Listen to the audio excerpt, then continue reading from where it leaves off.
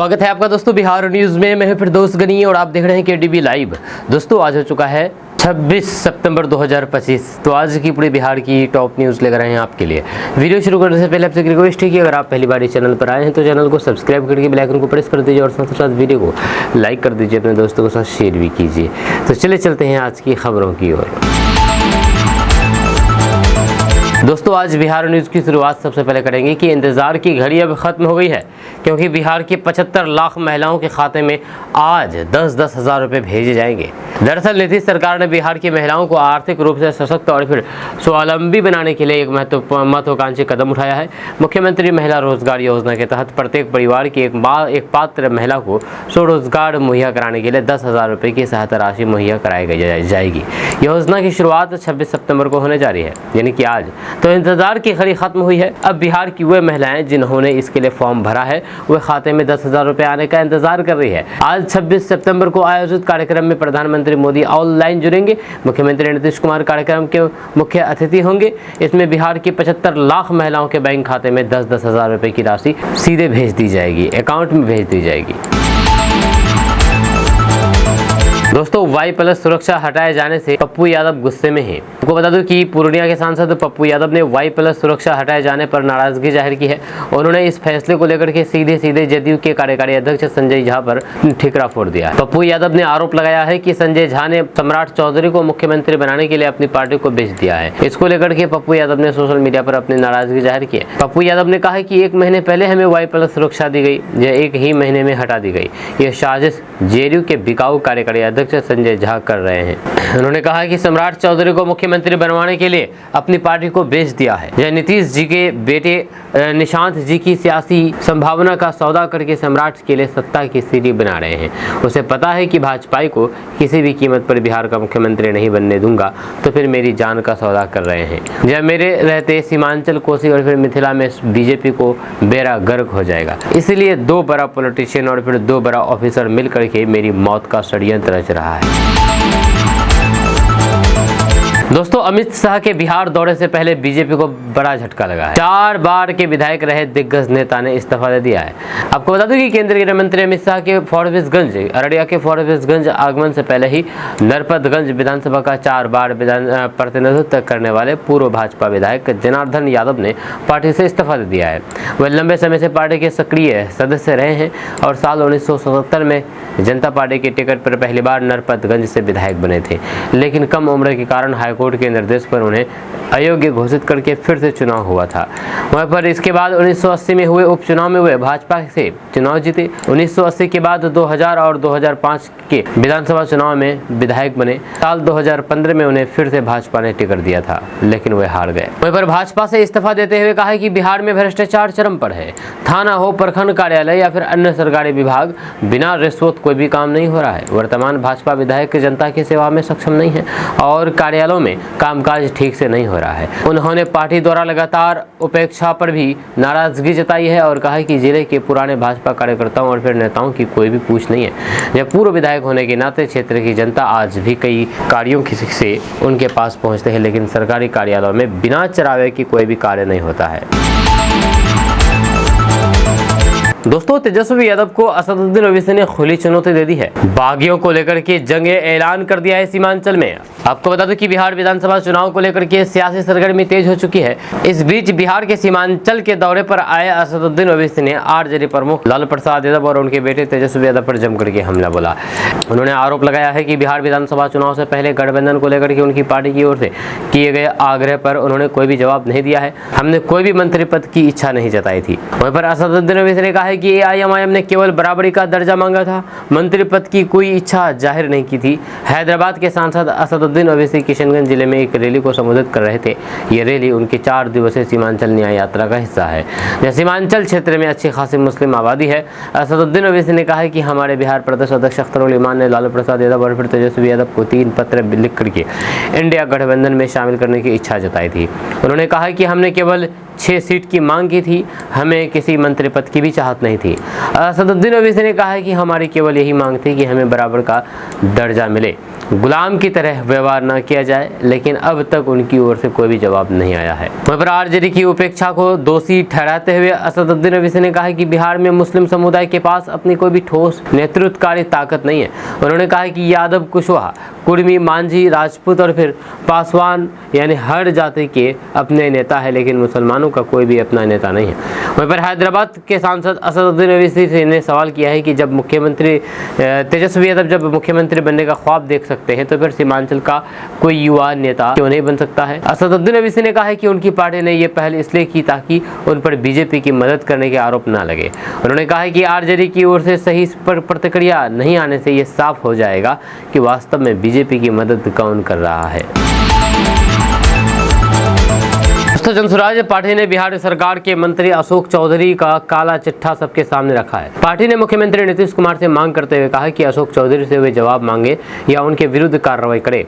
अगर ये लोग इस्तीफा ना दे तो फिर इनको सीधे बर्खास्त किया जाए। साथ ही साथ ये भी कहा है कि अगर इन पर कोई कार्रवाई नहीं की गई तो फिर हम लोग न्यायालय भी जा सकते हैं।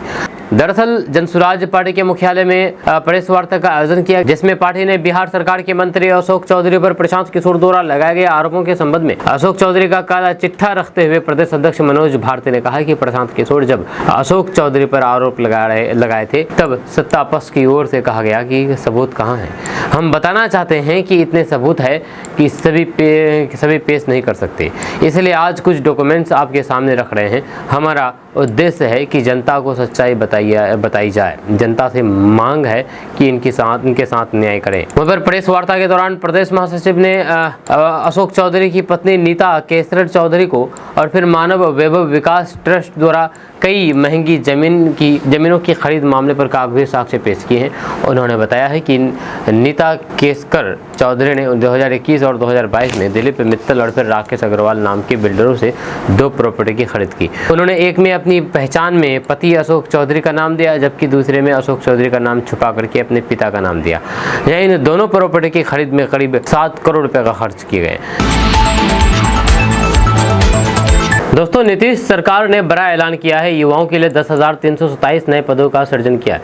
जब बिहार के युवाओं के लिए बड़ी खबर सामने आई है। मुख्यमंत्री नीतीश कुमार के निर्देश पर विभिन्न सरकारी विभागों में युवाओं के लिए 10,327 नए पदों का सृजन किया गया है। बिहार के डिप्टी सीएम सम्राट चौधरी ने इस बात की जानकारी सोशल मीडिया अकाउंट्स पर दी है। उन्होंने बताया है कि किस विभाग में कितनी बहाली होगी। सम्राट चौधरी ने बिहार के युवाओं को बधाई दी है। उन्होंने कहा है कि वे खाली पड़े पदों पर आवेदन करें और नौकरी पाएं। जब बिहार के डिप्टी सीएम सम्राट चौधरी ने एक्स पर लिखा कि माननीय मुख्यमंत्री नीतीश कुमार के निर्देश पर बिहार के युवाओं के लिए विभिन्न विभागों को जोड़ करके कुल 10,327 नौ पदों का सृजन किया गया है। सरकारी बहाली के तहत सभी सृजित 9 पदों पर जल्द ही नियुक्ति भी की जाएगी। एनडीए सरकार बिहार के हर घर में एक सरकारी नौकरी के लक्ष्य के साथ कार्य कर रही है। आगे भी अभियान चला करके युवाओं को एनडीए सरकारी नौकरी और फिर रोजगार देना जारी रखेगी। बिहार के युवाओं को बहुत बहुत बधाई। दोस्तों, भारत मौसम विज्ञान केंद्र ने 19 जिलों में गरज और फिर बिजली के साथ भारी बारिश का अलर्ट जारी किया गया है। इस बीच पटना समेत बिहार के अन्य जिलों में सामान्य से अधिक तापमान के कारण सामान्य गर्मी पड़ने की संभावना जताई है।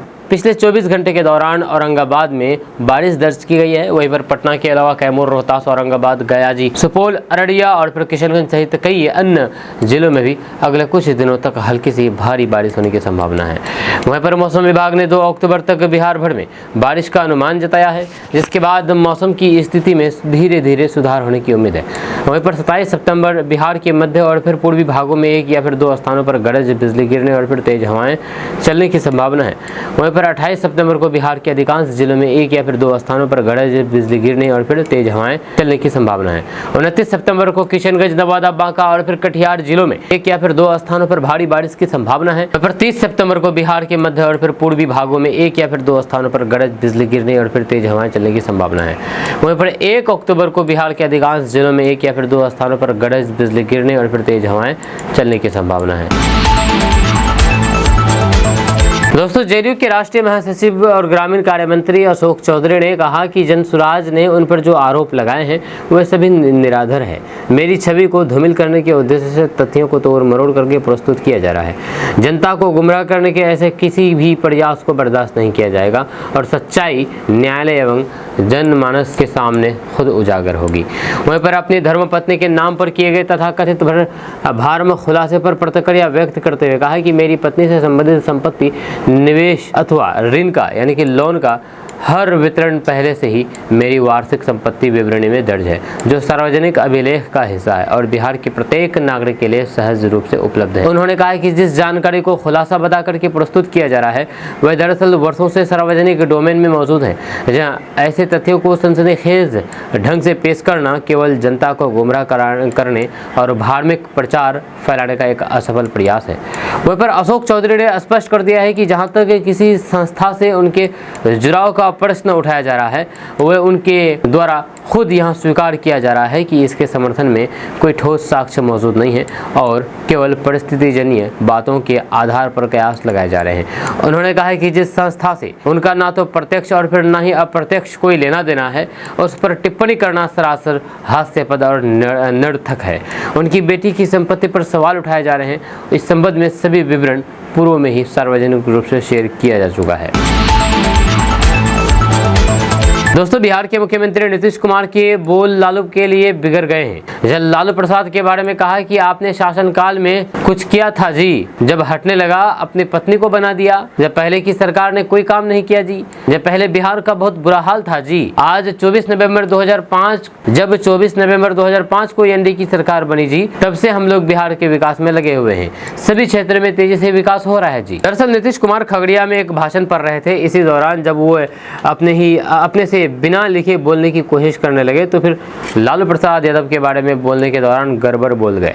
जब मुख्यमंत्री नीतीश कुमार ने कहा है कि 24 नवंबर 2005 को हम लोगों की सरकार बनी थी, तब से बिहार में कानून का राज है और फिर हम लगातार 20 वर्षों से विकास के काम करने लगे हैं। याद है ना पहले क्या स्थिति थी? जब पहले की सरकार का बहुत बुरा हाल था, लोग शाम के बाद घर से बाहर नहीं निकलते थे जी। समाज में कितना विवाद होता था जी, पहले कितने हिंदू मुसलमान का झगड़ा होता था जी। पढ़ाई का क्या हाल था जी, बहुत कम बच्चे पढ़ते थे जी, बहुत कम पढ़ाई होती थी जी। जब पहले इलाज का पूरा इंतजाम नहीं था, सड़कें बहुत कम थी जी, जो थी उनका बुरा हाल था।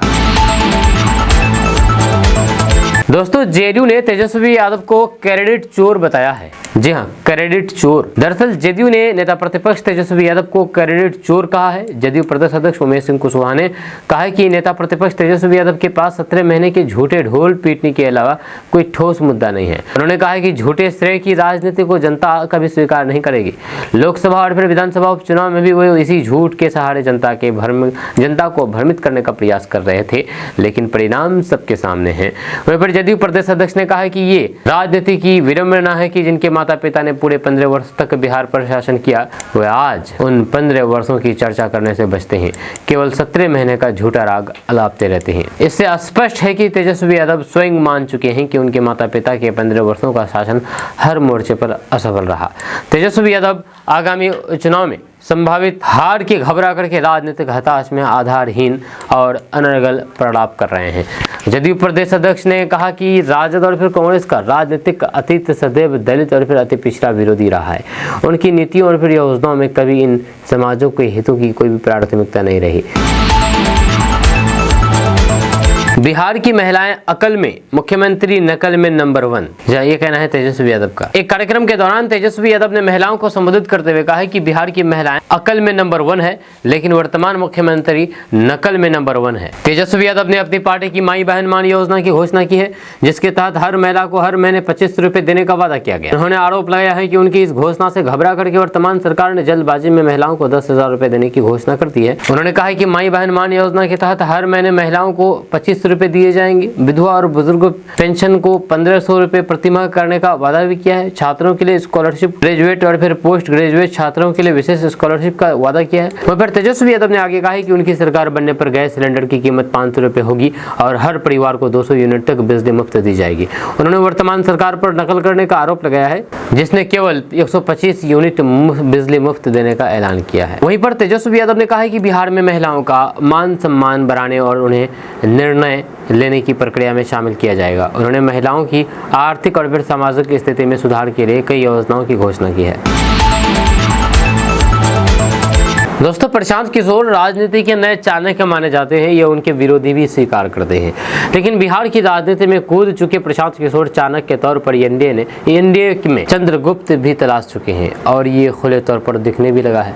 जब प्रशांत किशोर का चिराग प्रेम तो सबको पता है, लेकिन एनडीए की सरकार में सीएम चिराग बने या ये खुलासा जनसुराज पार्टी ने जाहिर है बीजेपी के कई नेताओं को दागदार बताकर प्रशांत किशोर एनडीए में चिराग पासवान के लिए रास्ता आसान कर रहे हैं। इस बात से अब कौन इनकार कर सकता है? जब बिहार में अगर एनडीए की सरकार बनती है तो फिर चिराग ही मुख्यमंत्री बने, ये चीज जनसुराज पार्टी ने स्वीकार कर लिया है। चिराग पासवान के लिए जनसुराज का प्रेम छुप नहीं रहा। प्रशांत किशोर की पार्टी चिराग पासवान को एनडीए में सबसे सुयोग्य नेता मानती है, इसलिए सरकार बनने पर उन्हें सीएम के रूप में देखना चाहती है। आपको बता दूं कि इससे पहले जीतन राम मांझी ने साफ कर दिया था कि एनडीए में सीएम पद की कोई वैकेंसी नहीं, लेकिन चिराग पासवान को ही सीएम बनाने के लिए प्रत्यक्ष और अपरोक्ष रूप से पूरी तैयारी में जुट गई है। जब पार्टी के प्रवक्ता विनीत कुमार का कहना है कि चिराग बेदाग और सर्वाधिक लोकप्रिय नेता हैं, ये बात किसी से छुपी हुई नहीं है, लेकिन चिराग को सीएम बनाए जाने के लिए जनसुराज की मदद की दरकार नहीं है। दोस्तों, बिहार कांग्रेस के अंदर चल रही खींचतान में नया ट्विस्ट सामने आया है। सांसद अखिलेश प्रसाद सिंह ने प्रियंका गांधी को मोतिहारी ले जाने की बाजी मार ली है। राजेश राम और पप्पू यादव पूर्णिया ले जाने की प्लानिंग कर रहे थे। जब वहीं पर कांग्रेस महासचिव प्रियंका गांधी वाड्रा बिहार के दौरे पर आएगी, शुक्रवार को आएगी, यानी आज आएगी। इस दौरान वे पटना में महिलाओं के स्वयं सहायता समूह के से साथ संवाद करेगी। इसका नाम शक्ति महापंचायत दिया गया है। फिर मोतिहारी में एक जनसभा को संबोधित करेंगी। वहीं पर बिहार के कांग्रेस विधायक दल के नेता शकील अहमद खान ने बताया है कि प्रियंका गांधी वाड्रा करीब 12 बजे पटना में महिला संवाद कार्यक्रम में हिस्सा लगी। इसके बाद दिन के 3 बजे वो मोतिहारी में एक जनसभा को संबोधित करेंगी।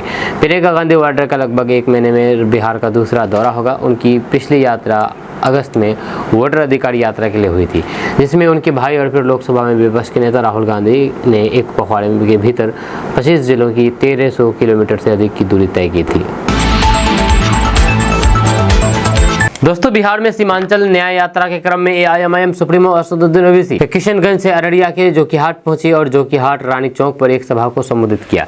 इस मौके पर एआईएमआईएम सुप्रीमो असदुद्दीन ओवैसी के निशाने पर नेता प्रतिपक्ष तेजस्वी यादव और जोकीहाट विधायक शाहनवाज आलम रहे। शाहनवाज आलम को उन्होंने गद्दार करार दिया है। असदुद्दीन ओवैसी ने तेजस्वी यादव और महागठबंधन पर भी तीखा हमला बोला है। एआईएमआईएम सुप्रीमो असदुद्दीन ओवैसी ने रानी चौक पर सभा को संबोधित करते हुए कहा कि तस्लीमुद्दीन साहब के निधन पर उनके पुत्र शाहनवाज आलम को गले से लगाया था और कहा था कि तस्लीमुद्दीन साहब भले ही नहीं रहे, लेकिन उनका बाप आज भी जिंदा है। लेकिन उनके पुत्र शाहनवाज आलम ने अपने पिता तस्लीमुद्दीन साहब को जिंदा नहीं रखा, या सत्ता के लिए अपनी जमीन बेच दी। कौम और मिल्लत से वफादारी नहीं रखी, और जो कौम और मिल्लत से वफादारी नहीं रखते हैं वह गद्दार कहलाते हैं। उन्होंने कहा कि सूबे कयामत तक सुल्तान शेर कहलाते हैं और धोखा देने वाले मीर जाफर गद्दार कहलाते हैं। उन्होंने शाहनवाज आलम को सलाह देते हुए कहा कि गलती का तौबा कर लो और गलती का एहसास करके मैदान छोड़ करके चले जाओ। उन्होंने कहा कि शाहनवाज आलम ने आवाम का विश्वास और गरीबों की मोहब्बत को खो दिया है। एआईएमआईएम सुप्रीमो असदुद्दीन ओवैसी ने कहा कि बिहार की जनता देख रही है कि भाजपा की बी टीम कौन है। वहीं पर असदुद्दीन ओवैसी ने कहा कि उनकी पार्टी ने महागठबंधन में शामिल होने के लिए प्रयास किया। अख्तरुल ईमान ने 6 सीटों को लेकर के महागठबंधन को पत्र भी लिखा है, लेकिन कोई भी जवाब नहीं मिला है। उन्होंने कहा है कि उनके पार्टी के प्रदेश अध्यक्ष अख्तरुल ईमान ने नेता प्रतिपक्ष तेजस्वी यादव को पत्र लिखा, मीडिया के जरिए पैगाम भेजा और फिर स्वयं ढोल लेकर के लालू प्रसाद और फिर राबड़ी देवी के आवास पर जाकर के बताया कि हम गठबंधन में शामिल होना चाहते हैं। उन्होंने सिर्फ 6 सीट की मांग की, लेकिन कोई भी जवाब नहीं दिया गया।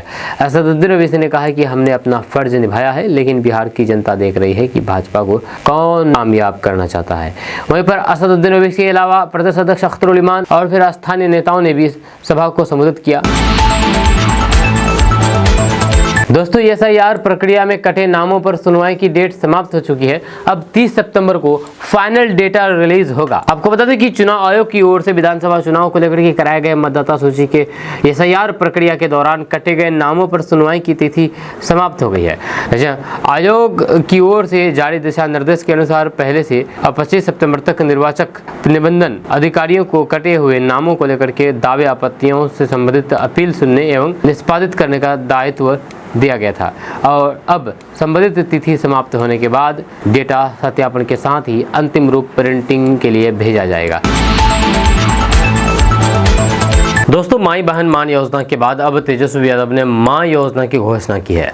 जब बिहार के नेता प्रतिपक्ष तेजस्वी यादव ने माई बहन मान योजना के बाद महिलाओं के लिए एक और योजना की घोषणा की है। इस योजना का नाम है मां।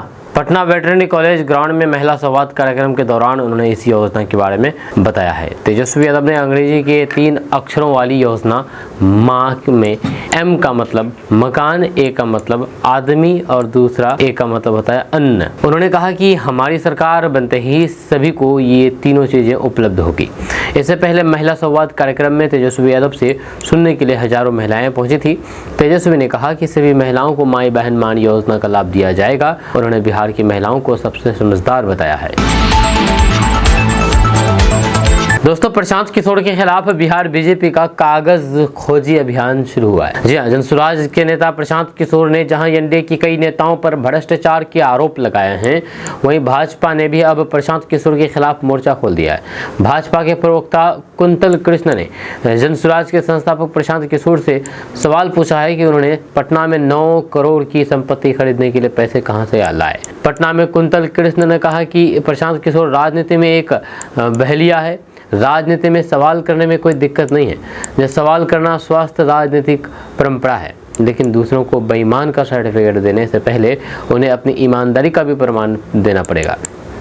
वहीं पर भाजपा के प्रवक्ता कुंतल कृष्ण ने दावा करते हुए कहा कि प्रशांत किशोर ने पटना में 9 करोड़ रुपए से एक संपत्ति दिसंबर 2024 में खरीदी है। उन्होंने उसके कागजात दिखाते हुए कहा कि प्रशांत किशोर को बताना पड़ेगा कि इस संपत्ति को खरीदने के लिए पैसे कहां से आया है।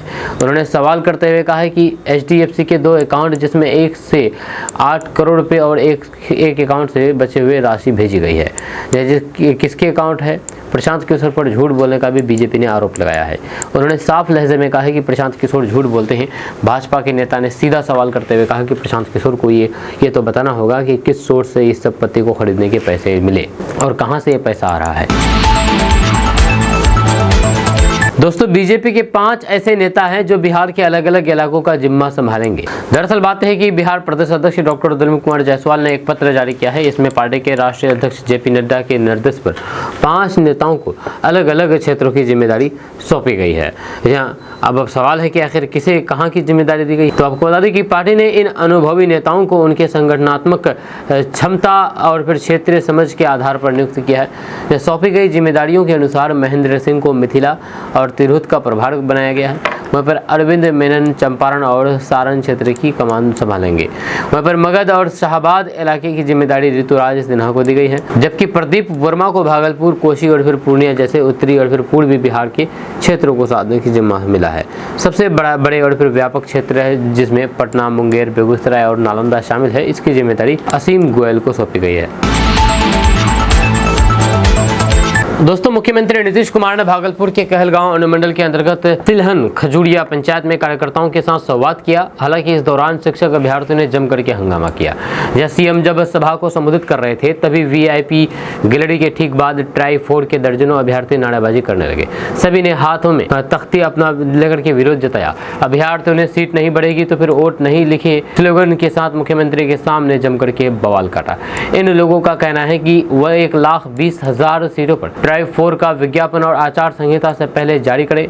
इस बीच मजिस्ट्रेट और फिर पुलिस कर्मियों ने तख्तियां छीन ली, उसे मरोड़ करके फेंक दिया गया। इसके बाद मजिस्ट्रेट ने छात्रों के पास पहुंच करके उनसे ज्ञापन लिया। वहीं पर शिक्षक अभ्यर्थियों ने कहा कि हम लोग की बातों को दबाया जा रहा है। लोकतंत्र में क्या इस प्रकार के सामान्य विरोध का भी हक नहीं है। हम लोग मांग करते हैं कि आचार संहिता से पहले सीटों की संख्या बढ़ा करके 1,20,000 से अधिक किया जाए। हम लोगों ने इतनी तैयारी की है, इसके बाद इतनी सी कम सीटें दी गई है, इसलिए मुख्यमंत्री तक अपनी बात पहुँचाना चाहते थे। दोस्तों, तेजस्वी यादव के सीएम फेस पर अब भी कांग्रेस मुंह खोलने को तैयार नहीं है। खगड़िया में एक कार्यक्रम हुआ, इसमें कन्हैया कुमार भी शामिल हुए। उन्होंने कहा है कि कांग्रेस पार्टी कई दशकों से बिहार में सरकार से बाहर है। पहले जब बिहार में कांग्रेस पार्टी की सरकार चल रही थी तो फिर संयुक्त बिहार में बेगूसराय रिफाइनरी और फिर ओडोडक कारखाना खुला, 30 से ज़्यादा चीनी मिल थी। आज तमाम प्रचार के बाद भी बिहार बीमारू राज्य बना हुआ है। 67 लाख लोगों के नाम मतदाता सूची से हटा दिए गए हैं। उन्होंने कहा है कि जो सरकार वोट चोरी से बनी है उन्हें जनता की वोट की आवश्यकता नहीं है। जाहिर है तो वे जनता के प्रति उत्तरदायित्व नहीं होगी। जब पिछले दिनों बिहार में जो घटनाएं घटी है बहुत चिंताजनक है। जब वोट चोरी से बनी हुई सरकार वोट चोरी कर रही है। उन्होंने कहा है कि आपने देखा है कि एक रिपोर्ट में कहा गया है कि 73,000 करोड़ रुपए का कोई भी हिसाब बिहार सरकार के पास नहीं है। मतलब वोट चोरी से बनी सरकार नोट चोरी कर रही है। रोजगार मांग रहे बिहार के विद्यार्थियों पर लाठियां बरसाई गई है। उन्होंने भूमि सर्वेक्षण को लेकर भी सरकार पर जमकर के निशाना साधा है। उन्होंने कहा कि महागठबंधन की सरकार बिहार में बनी तो विकास के साथ आम लोगों की समस्याओं के समाधान को लेकर के कार्य किया जाएगा। हम लोगों के गठबंधन में असामंजस्य है। मुख्यमंत्री के फेस के बारे में पूछे जाने पर उन्होंने बताया है कि धैर्य रखिए, जल्द इसकी घोषणा की जाएगी।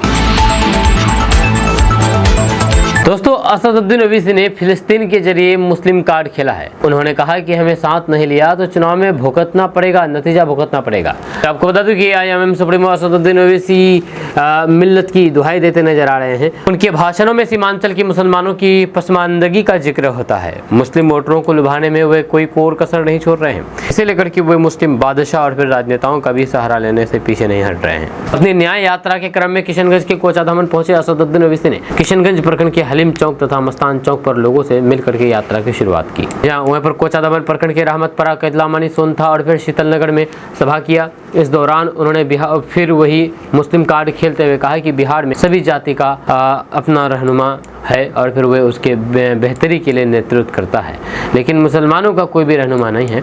ये राजद और बीजेपी वाले नहीं होने देना चाहते हैं। वहीं पर बिहार में बहुत सालों तक कांग्रेस, 15 साल लालू यादव और फिर 20 सालों से नीतीश कुमार सरकार चला रहे हैं, लेकिन सीमांचल के पसमानदा पर किसी को तरस नहीं आया। 20 सालों में नीतीश कुमार कभी इधर कभी उधर जाते हैं। असदुद्दीन ओवैसी ने कहा है कि पिछले विधानसभा चुनाव में AIMIM से जीते 4 विधायक ने अपना जमीर नीलाम किया और फिर दूसरा पार्टी का दामन थामा। इससे हमें तकलीफ है।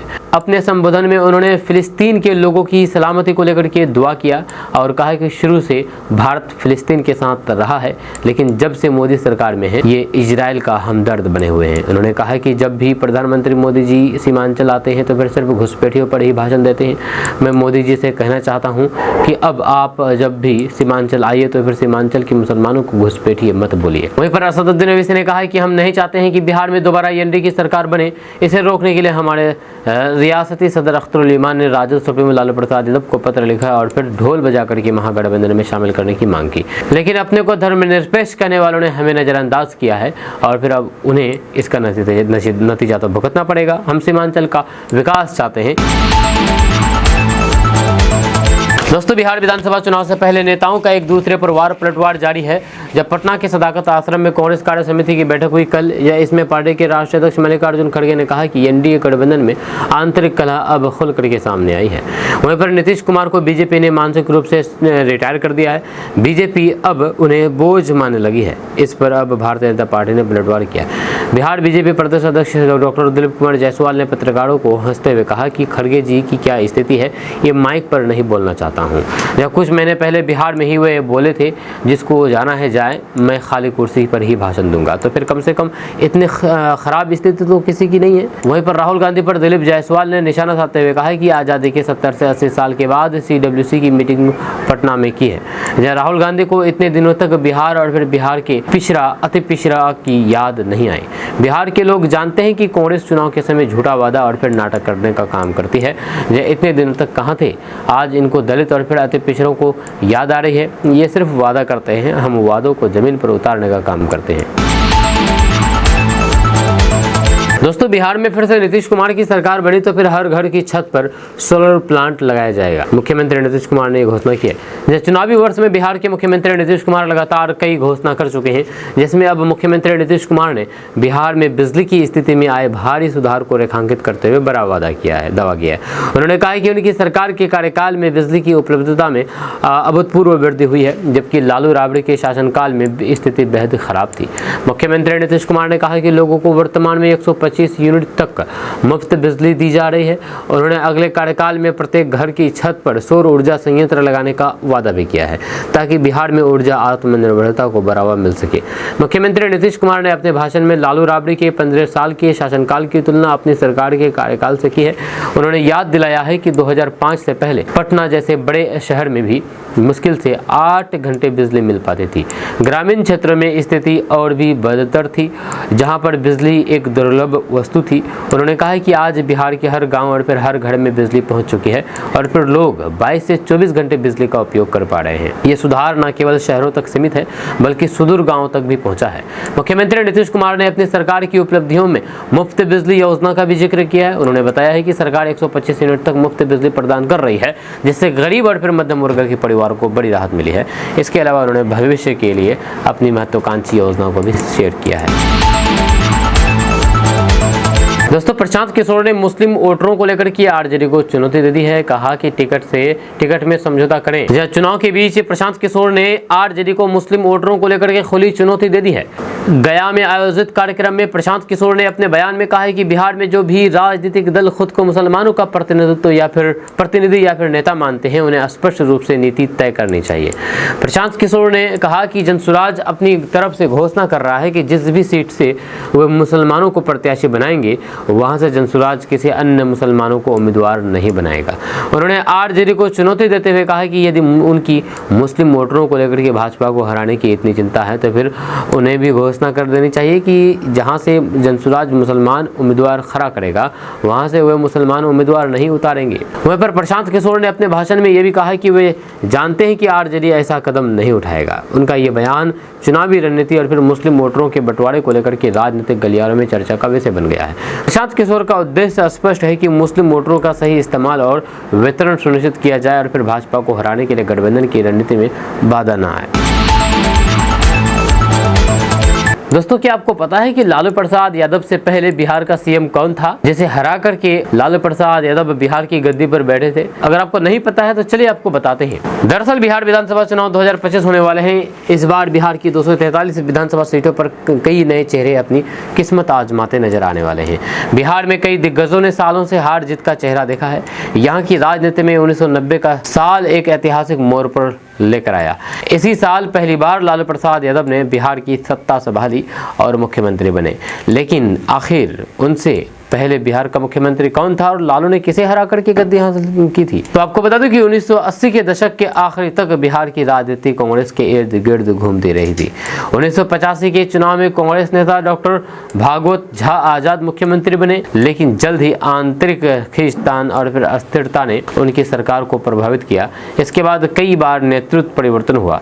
1989 में सत्येंद्र नारायण सिन्हा मुख्यमंत्री बने, लेकिन उनका कार्यकाल भी ज्यादा लंबा नहीं चला।